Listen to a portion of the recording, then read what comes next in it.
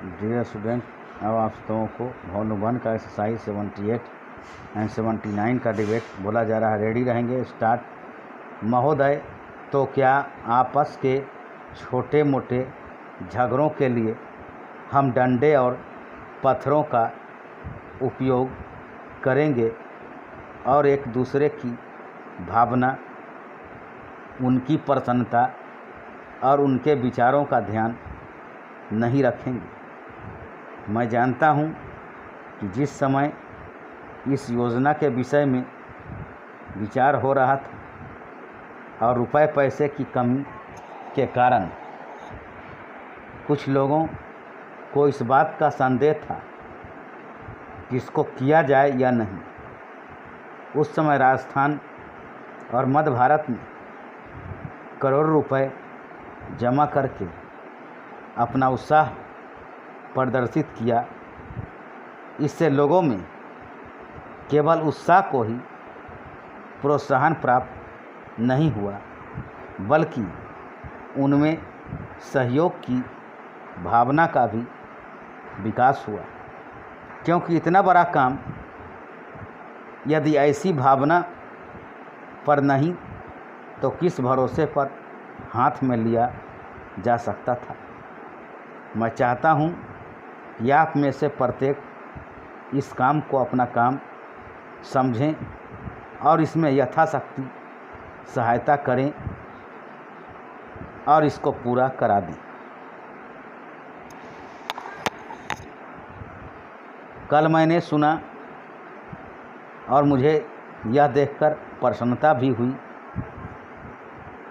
है कि आप लोगों ने यहाँ पर किसी एक स्थान से नहीं बल्कि सारे भारतवर्ष आदमियों को बुलाया है और वे आकर काम कर रहे हैं।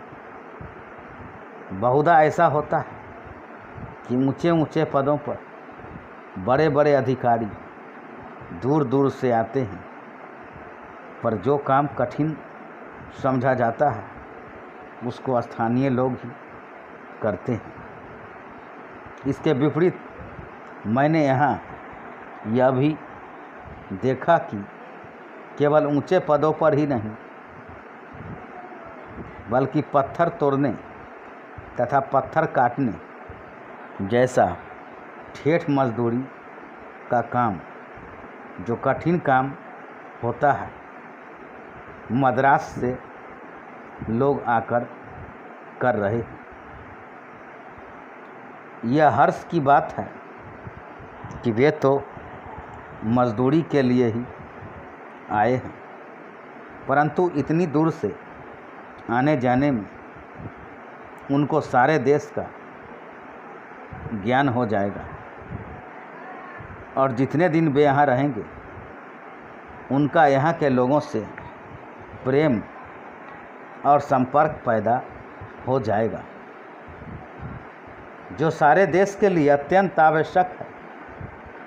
यह देश इतना बड़ा है और इसके निवासी इतने अधिक हैं कि जब तक सब राज्यों के लोगों का परस्पर थोड़ा बहुत परिचय कराने का विशेष प्रयत्न नहीं किया जाएगा, तब तक सबका सहयोग नहीं मिल सकता।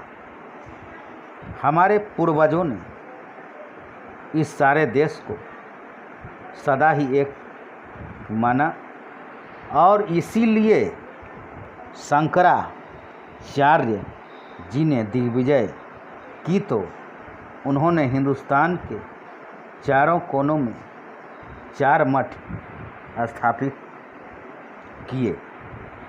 प्रत्येक स्त्री पुरुष के लिए चारों मठों का दर्शन करने का महात्म्य है।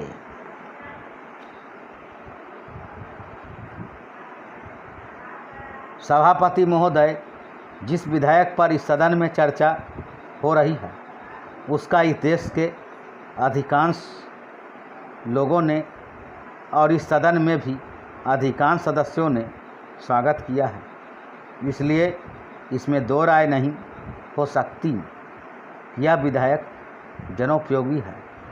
यह ठीक है कि कुछ लोगों ने, जिनके निहित स्वार्थ हैं, इस विधेयक का विरोध करने की हिम्मत की है।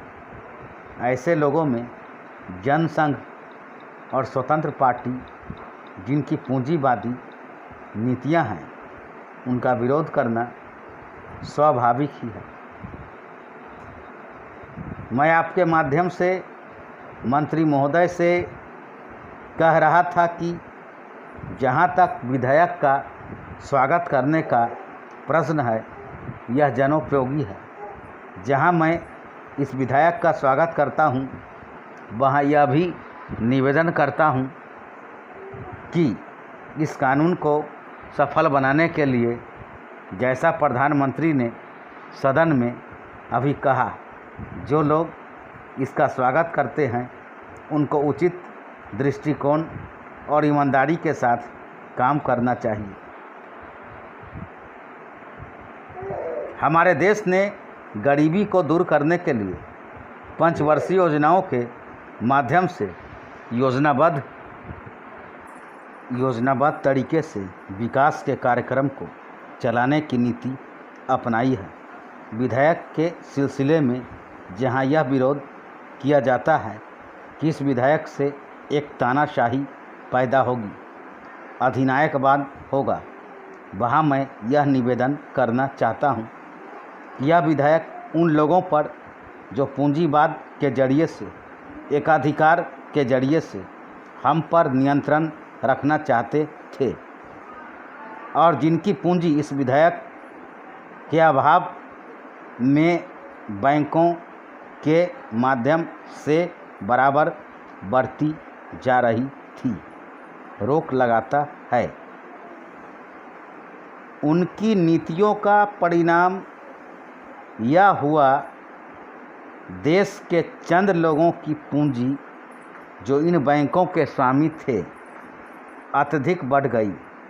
हमें मालूम है कि स्वतंत्रता के बाद देश में बिरला और टाटा की पूंजी किस प्रकार से कई गुनी बढ़ गई है। इसलिए कांग्रेस पर यह आरोप लगाया जाता रहा है कि उसके राज्य में मालदारों की मालदारी बराबर बढ़ती गई है। इसको कम करने के लिए कांग्रेस के निर्णय के अनुसार यह कदम उठाया गया।